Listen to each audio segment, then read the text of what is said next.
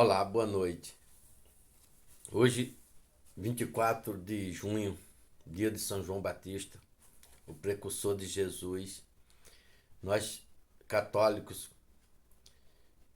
tradicional que sabemos que hoje é um dia santo, um dia de muita perseverança e observância sobre a segunda vinda de Jesus à Terra.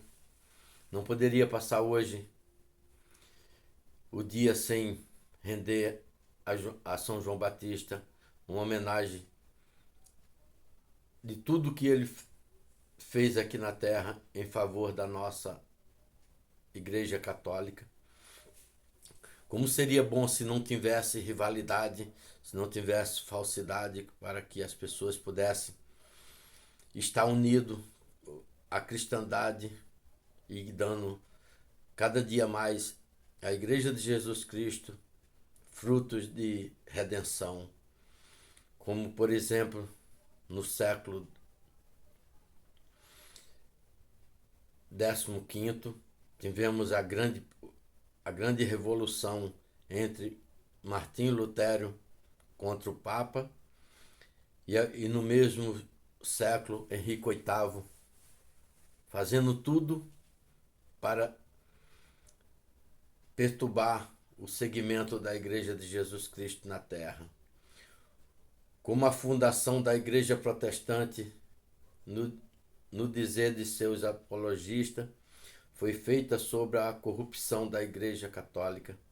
O nosso dever é esclarecer este ponto capital das lutas das duas igrejas, deixando as causas nos respectivos lugares em que elas devem estar.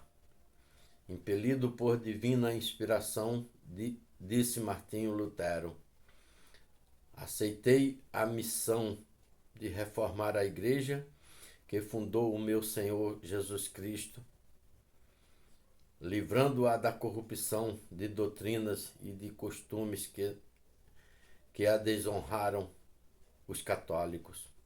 A acusação é tremenda. Falemos, em primeiro lugar, da corrupção de doutrinas, deixamos para o segundo lugar a corrupção dos costumes. Os principais pontos doutrinários da acusação contra os católicos são que 4. A veneração das imagens e a invocação dos santos, a confissão e a autoridade suprema para governar, juntamente com o magistério infalível, para ensinar, ortogados ao romano pontífice. Os protestantes acusam os católicos de haverem corrompido a doutrina divina, adorando as imagens de Jesus Cristo, da Virgem Maria e dos santos.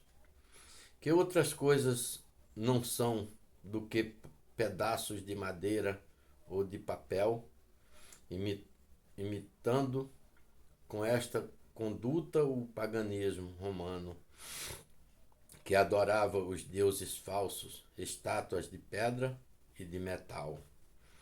Respondemos que os teólogos católicos estão fartos de provar que esta acusação é falsa, que nenhum católico adora imagem, muito menos acreditam que elas veem, ouvem, falam. Os católicos apenas veneram as sagradas imagens como símbolo ou retrato que representam as pessoas de Jesus Cristo, da Virgem Maria e dos santos que vive e reina na glória dos céus.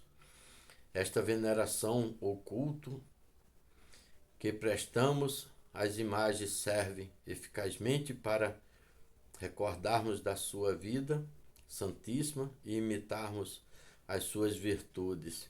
E se rezamos perante elas, ou se as invocamos, esta reza e esta invocação dirigem-se às pessoas santas representadas pelas imagens, e isso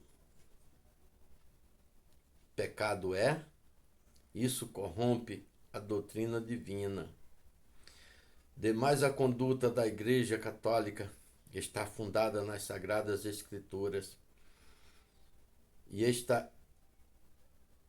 estranhamos muito como é que os protestantes, que tanto veneram a Bíblia, se atrevam a acusar os católicos. Falamos assim porque, precisamente, na antiga lei, a Igreja do Antigo Testamento, a Arca Santa, constituía o fundamento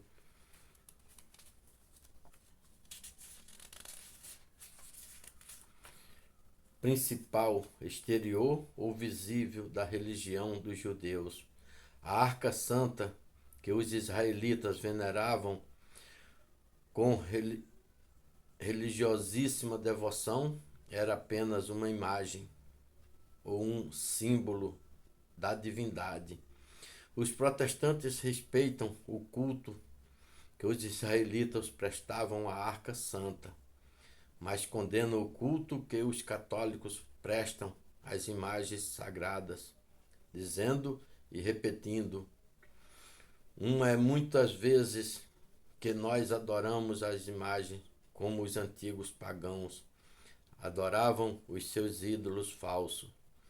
Que fazer, pois eles querem teimar?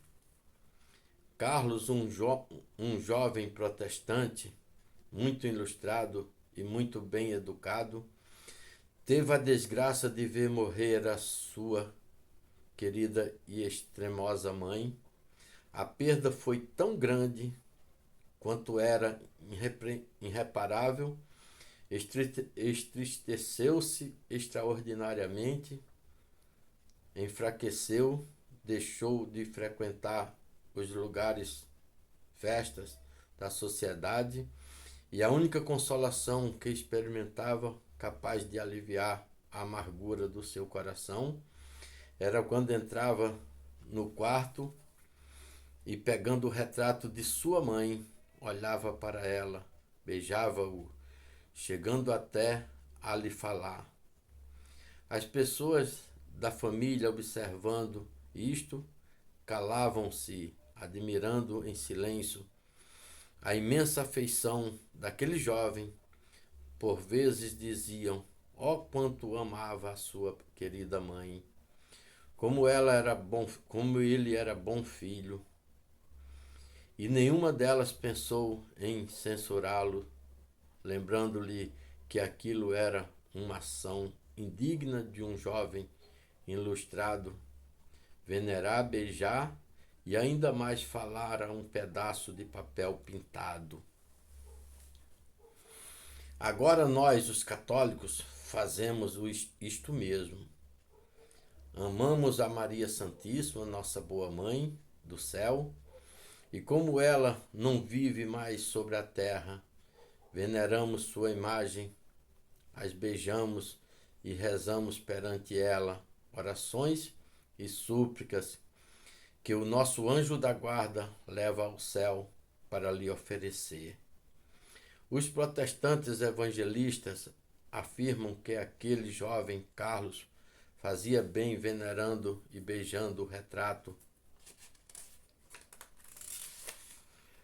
de sua mãe, mas teimam em dizer que nós católicos adoramos as imagens, pedaço de pau e papel pintados. Ora, esses senhores evangelistas parece que têm um pouco de malícia no seu coração. Pela segunda vez, e ainda com maior insistência, os protestantes acusam os católicos de corromperem a doutrina divina, porque invocam a Virgem Maria e os santos, oferecendo-lhe súplicas e orações, coisa que é, dizem eles, injuriosa a Jesus Cristo e ofensiva aos seus infinitos merecimentos.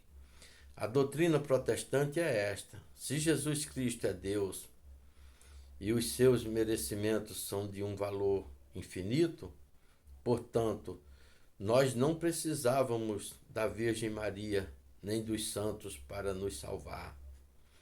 E se nós não precisamos deles, é inútil rogar-lhe e inútil pedir a sua intercessão em nosso favor.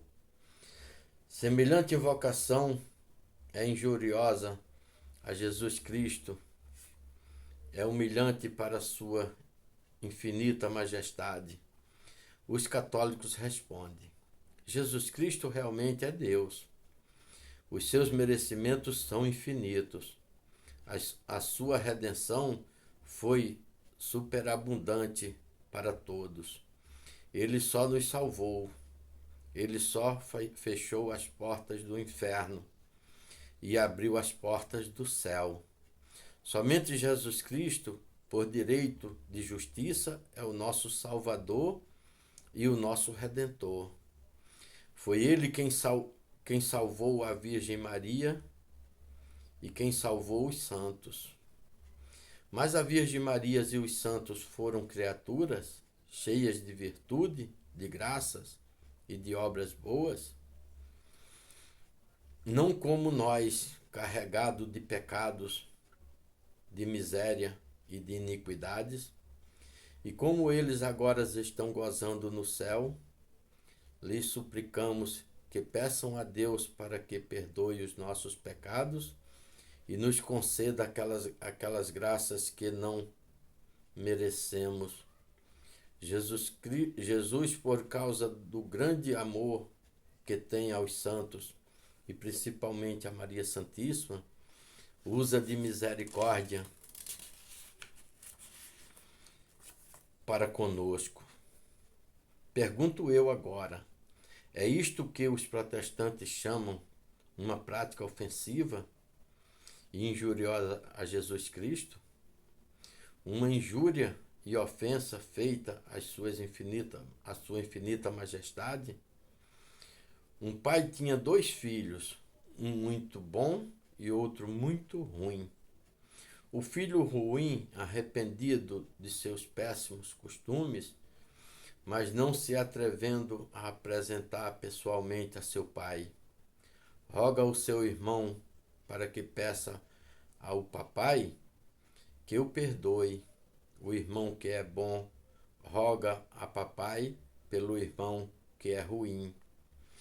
E ele, não querendo negar nada ao filho que sempre foi bom, perdoa ao filho que foi ruim e que com a sua má conduta desonrou a família. Se não fosse pelas súplicas e rogos do bom irmão, o outro irmão não teria tido coragem de se arrepender ao seu pai. Nem este o teria perdoado. Por isso que fazemos nós, os católicos, achamos-nos muitos pecadores, pedimos aos nossos bons irmãos, os santos, que roguem a Jesus Cristo em nosso favor. Onde está aqui a injúria que se faz a Jesus Cristo?